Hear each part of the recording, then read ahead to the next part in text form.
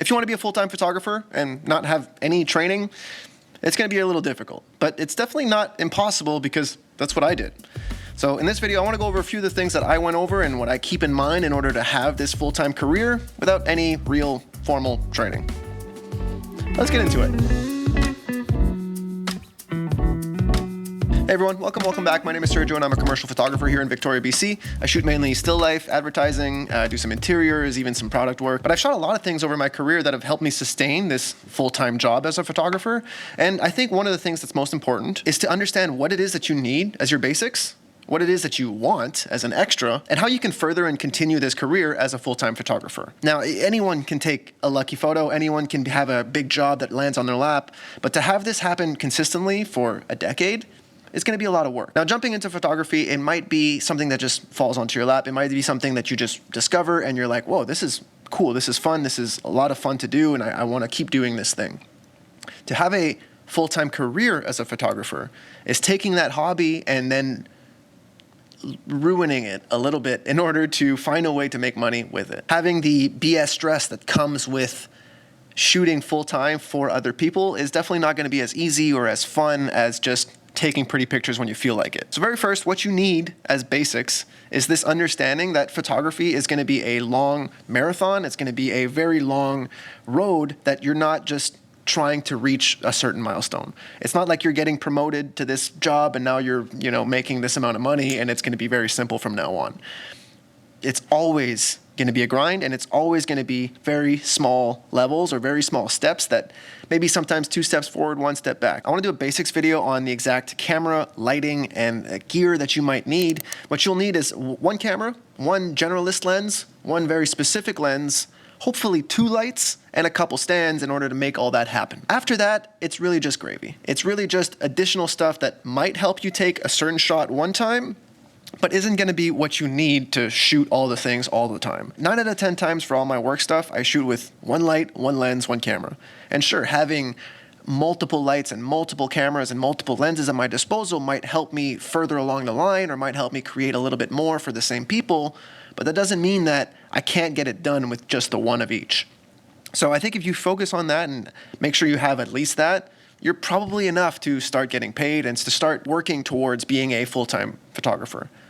Being paid on weekends, being paid on Saturdays, or having a little bit odd jobs here and there is fun, is neat, but the vast majority of why you're getting booked is because you're better and more available than the people around you.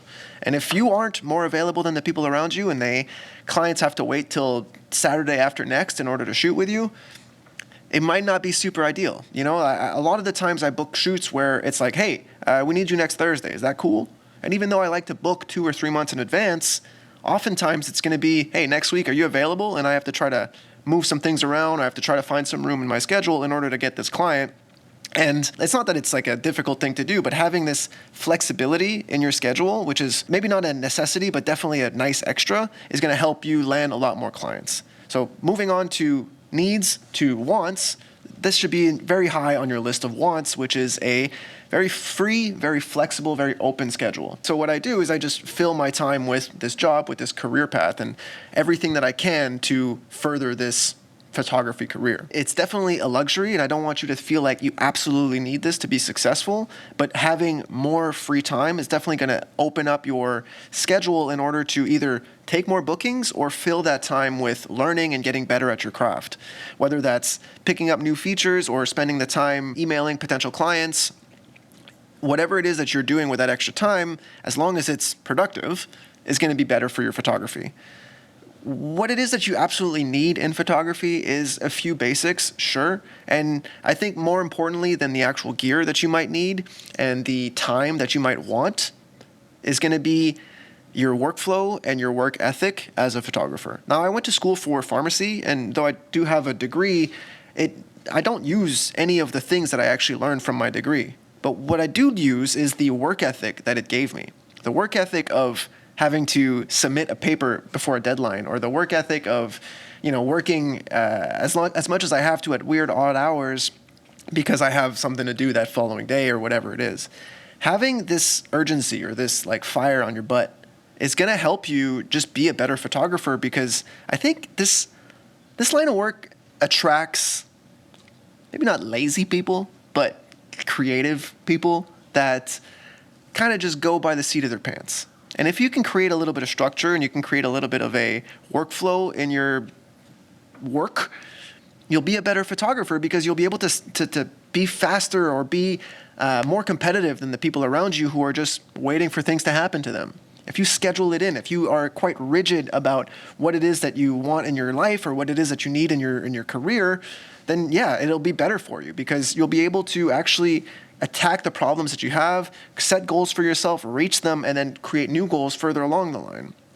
Like I said, it's not about reaching this milestone, but if you can create 100 goals throughout the year and you hit 99 of them, then next year you're going to have different goals to hit and different aspirations to get to. And that's how you get better. It has to be self-motivated. It has to be intrinsic inside you in order to further along your career, in order to maintain this lifelong career, in order to create something that is sustainable, that you can look back towards and maybe even plan for retirement with, is not anything to do with the actual photography. And at this point, I think it's level 3 of how to keep this job is to just grow that network. And it's the oldest tale in the book, but it really is you taking pictures, not your camera. You are the one who has to be creative. You are the one who has to be on it.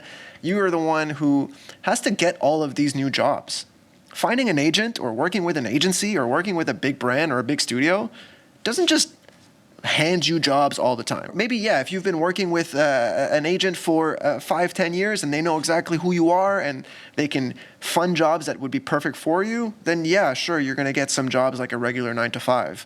But you're not just going to start like that. It's not just going to fall on your lap like, oh, hey, now I'm a photographer for, the biggest agent in Canada. Like, no, that's not how that works. What it is that you need to do is be so busy, be so self-motivated, create all of these jobs for yourself that the agents and agencies and studios around you notice that. And then they're like, oh, that person's taking money away from us, or that person is bidding a little bit less than us because they're able to do it for a lot less than us because there's only 1 or 2 people on his team and there's 10 on my team, so we need to pay for a lot more things. That's when you start getting the attention from the bigger and the big brands around you. That's when you start to really compete with the agents and the agencies around you, is when you're outbidding them or when you're creating for these major brands because they're coming to you instead of these agents. But until that happens, like it's not going to happen right away. It's not something that just falls on your lap and that you can just sit back and be like, all right, great, I can just work whenever I feel like it.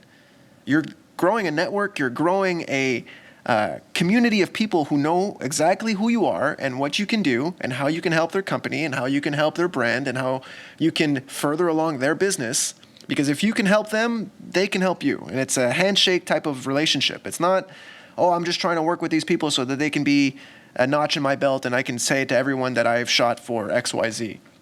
It's trying to make these businesses more money. If you can make businesses more money, they'll be happy to hire you. But they have to know who you are and they have to trust you with this baby that they have.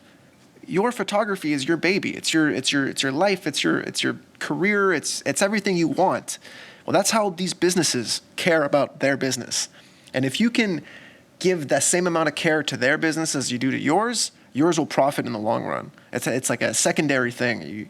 If you help them, they'll help you. And sure, some clients are definitely better than others, but for the most part, you're growing your network. You're growing this community of people who trust you with a camera and who want to work with you time and time again. And that's how you create this lifelong or this decade-long career. It's not something you can just grow in a year. It's not something you grow in 6 months. It's not something you grow just by, doing a couple shoots here and there. You have to build that work inside and outside of photo shoots, and you want to be able to just be that trusted person that people want to work with. Because again, you are the person taking the pictures. It's not your camera. It's not your gear. It's not your experience. It's you as a person. So make sure that you as a person is a good person to be with on set, because then it won't hire you if you're not. I hope you guys like this one. Leave a like on your way out. Maybe subscribe if you haven't. And I'll see you guys. I'll see you on Thursday.